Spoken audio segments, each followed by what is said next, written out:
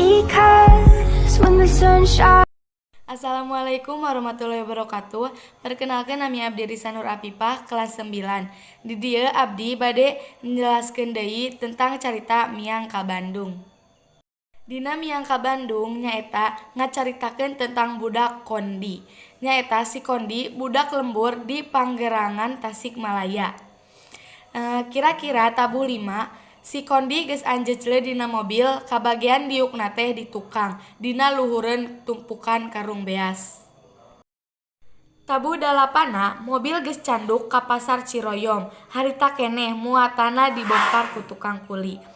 Tah di dieu Kondi tempat si laing teh ceuk Kang Mahmud mukakeun panto salah sahiji wawangunan tembok anu disebut kios teh kira-kira ukuran 8 meter pasagi. Tempat sare si laing mah itu tuh di luhur.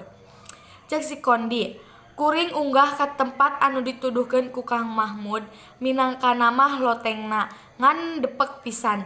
Lumayan wae ari keur sakalian ngagoler mah. Terus si Kondi ka pasar.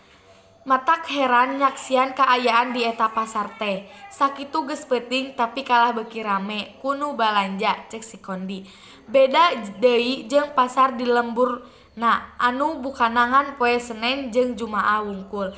Kitu oge ngan ukur sageretan. Ka tampolana memeh tabuh 10 oge geus diisin deui. Menang 2 poe Mang Mahmud tunggu kiosna bari mapatahan kuring kumaha prak-prakan ngalaksanakeun pancen. Can ge saminggu si Kondi geus mimiti boga kawauhan.